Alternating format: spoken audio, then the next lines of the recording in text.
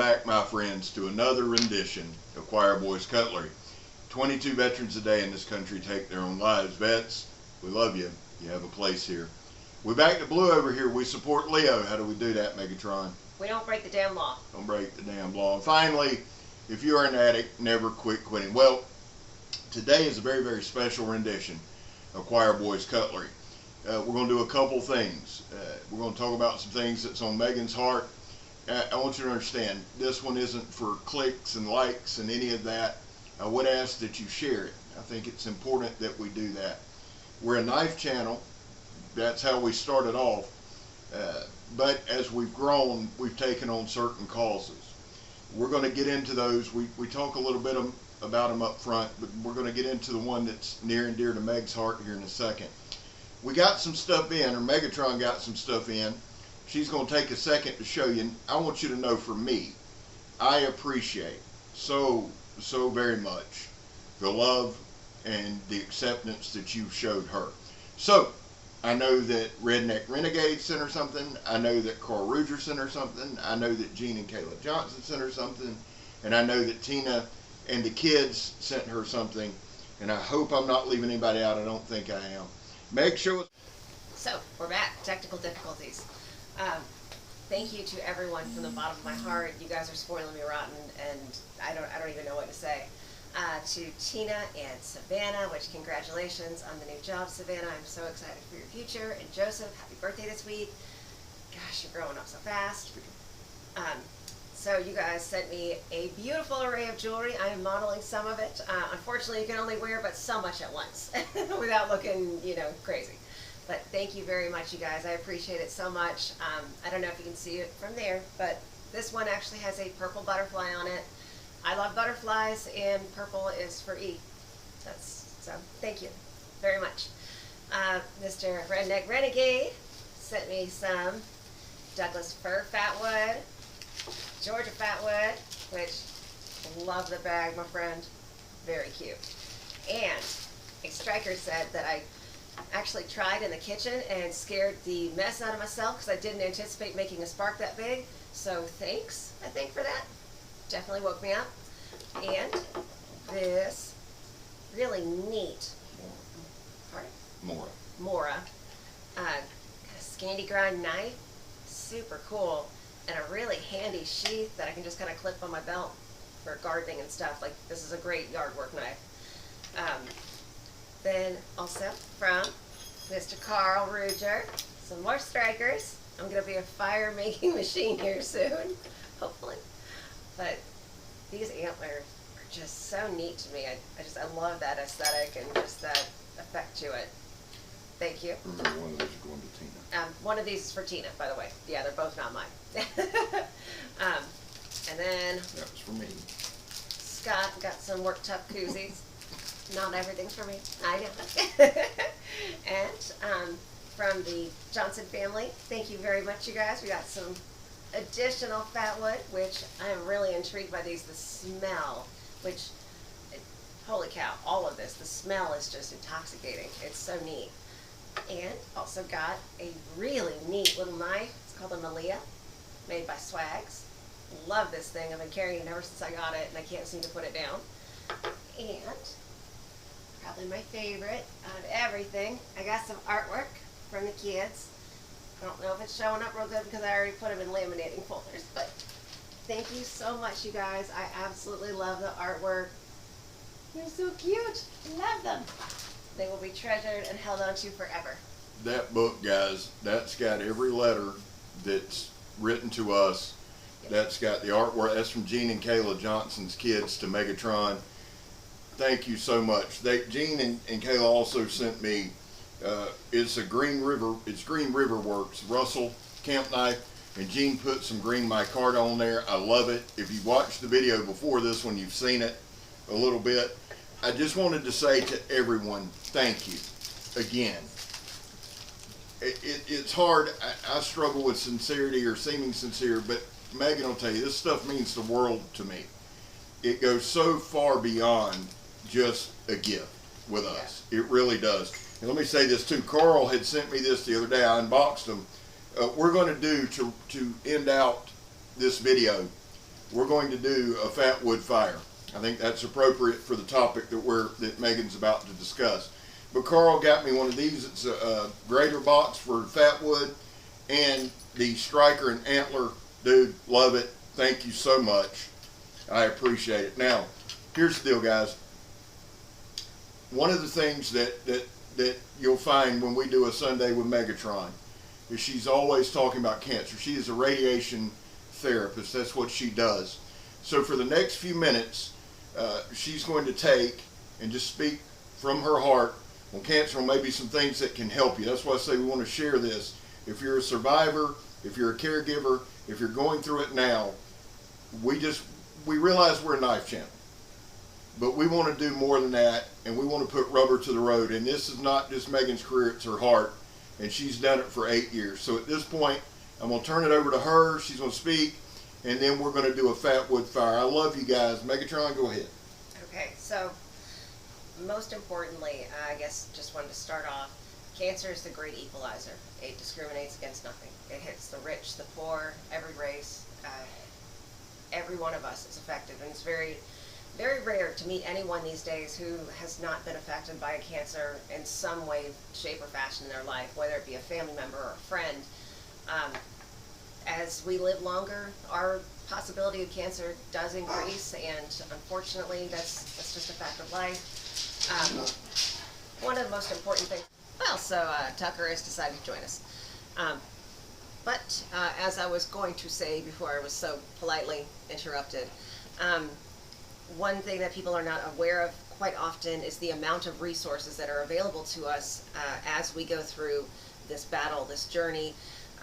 Particularly the American Cancer Society, I cannot say enough about how much they have impacted my interactions with my patients and my patients' ability to even receive treatment. We're going to put a link in the description below.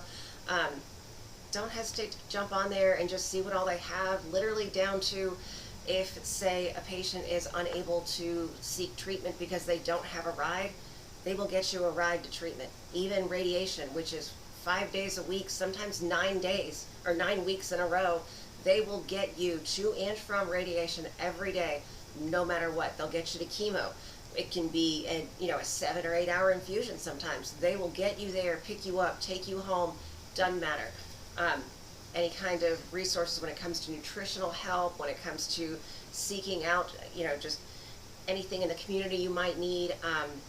Also, any kind of emotional or therapeutic help, they can help with that. They can get you in touch with other survivors that understand the challenges that you're going through as well. On another note about the American Cancer Society and other foundations like that, if you ever feel you want to, help out, but you don't know how, call them. Ask how to volunteer, even if it's just answering the phones at a location, giving people rides to and from treatment. There are so many ways we can help besides just, giving money or, actually doing these things are the most impactful help for our patients. So let's just say, unfortunately, someone in your family or your very close circle group has been diagnosed with cancer. They've come to you with the news, I have cancer. What is probably the best way to react to that? Listen. Just listen to them. Dear God, don't start telling them about your mother's sister's cousin that had, this cancer and they died, or had this cancer and their head fell off, or, they had this cancer and they had treatment and it about killed them. Every single type of cancer is very unique, and even within the same type of cancer, say I had, small cell lung cancer. My battle with small cell lung cancer is going to be very different from Scab's battle with small cell lung cancer. There are so many different factors that can impact each person's response, reactions, the way they respond to treatment, the side effects they have from treatment. So always remember to listen to them, and please don't tell them horror stories that you've heard, because people will actually opt out of treatments that could save their life out of fear because of stuff they've been told by someone who doesn't quite know what they might be speaking of, or meaning well, trying to connect with this person. They unfortunately connect in a very negative way. unintentionally. Um, Always have respect for your loved one's decisions. Understand that this journey is theirs. They are the one that's going to be fighting this battle. They are the one that deals with the side effects of the treatments. They are the one that deals with the pain from the cancer. So, well, maybe you might not agree with all of their decisions regarding their care. Respect them. Please don't belittle their choices. Don't try to lecture them or scare them or pester them into doing things that they don't want to do. It is their battle. One thing that you can do that I kind of mentioned earlier with the Cancer Society is support through action. Don't just say, I'm praying for you, or I'm here for you, buddy, if you need something. Do something. Ask them what you can do specifically to help them. Do you need rides to treatment? Do you need food? Do you need someone to cook you dinner? Do you need help taking a bath? You'd be amazed at how many people throughout the types of treatment that they get, while they may come out the other side, totally in remission just fine, they have some very dark moments in between the start and the end of that journey where they literally have trouble getting in the bath and taking a shower. Just helping them in any simple way can be a life changer for them, and sometimes a lifesaver. And also, be willing to talk about other stuff with them. Cancer patients, unfortunately, talk about cancer more than they would prefer. And sometimes the best way you can help someone going through this journey is to let them talk about anything else. The grass growing, a pet, sports, anything. If they lead that conversation away from cancer, please don't take it back until they do. Let them kind of determine some of that on their comfort level. So, one thing that I would very much stress to everyone, if you have been diagnosed with cancer yourself, is always, always, always seek a second opinion. Understand that in every field of medicine, just the way it is, every doctor has somewhat of a self-interest. That is just the way our system works here in the States. If you go to a surgeon, they will recommend surgery. If you go to a medical oncologist, they're going to recommend chemo. And if you go to a radiation oncologist, they're going to recommend radiation therapy. And if you go to a group that provides all three, they're going to probably say you need all three, because that's where that money is.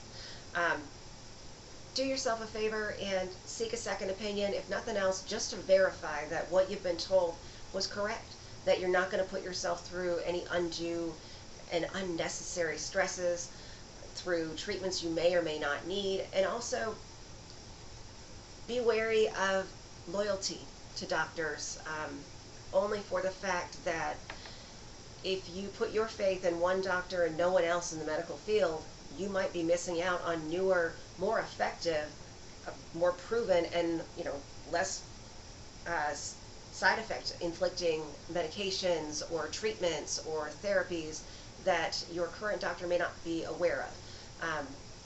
Obviously, doctors do go through training here and there, but there is a tendency for some of our doctors to, just go with the good old-fashioned, I do it this way because that's the way I've always done it.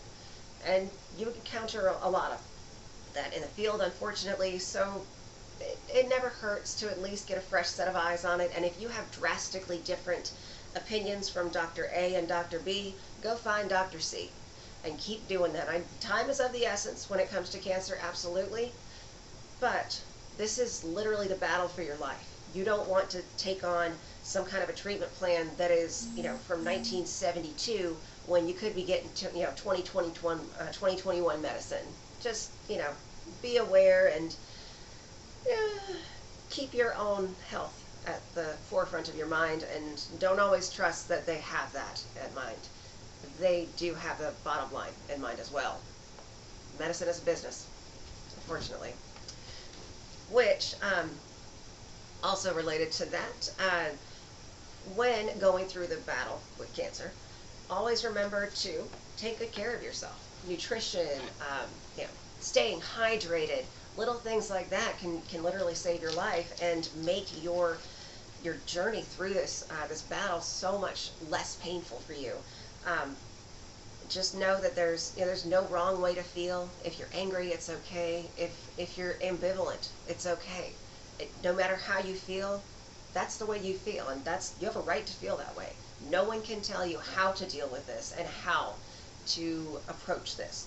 Um, Attitude is everything, I will say. If you find yourself just completely down in the dumps all the time, really, really try and just work as hard as you can to maintain the ability to find at least one positive thing every day. Even if it's just, I saw the sun today, or I got out of bed, I took a shower. Just one good thing every day can literally be a lifesaver. I can't tell you the amount of patients I've seen that they pretty much kill themselves through negativity. They poison themselves with being negative and morose all day, every day. They don't appreciate anything in life. They don't appreciate, any moments of victory. And the battle of cancer is going to be a lot of small victories, small losses, sometimes big losses, sometimes big victories.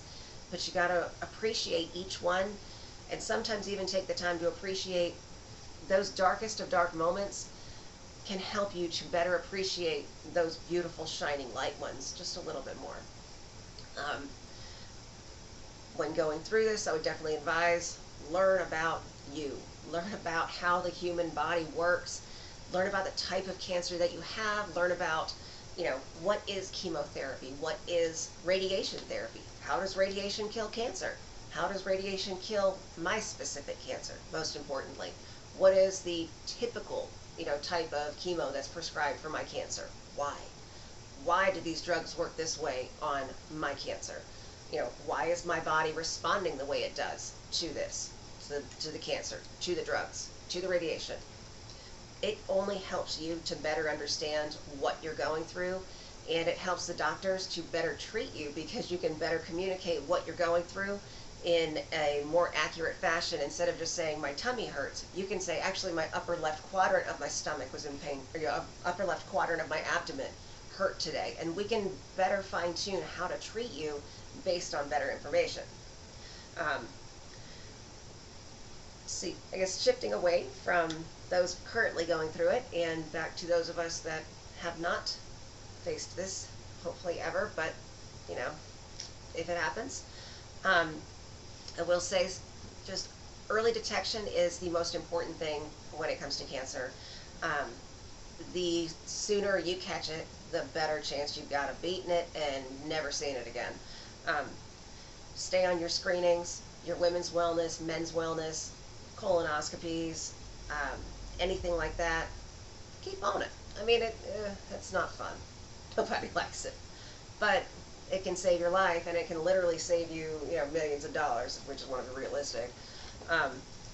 If you happen to work at a job like Scott has most of his life, where you are in the sun for long periods of time, start getting skin checks and start getting them annually, every year, full body. I mean, I'm talking everywhere down to toenails, fingernails, behind your ears. I mean, just keep an eye on your skin. If you have any moles or any odd looking birthmarks, take a picture of that bad boy and refer back to it at least once every year, just so you know if it starts to change, because melanoma can be quite sneaky and incredibly deadly. So it's very good to have at least something you can show a doctor too. If you go in and you say, look, this is my first picture 3 years ago and this is it now, they know a little bit better on how to handle this going forward. If you have a heavy family history of cancer, I highly recommend genetic screening.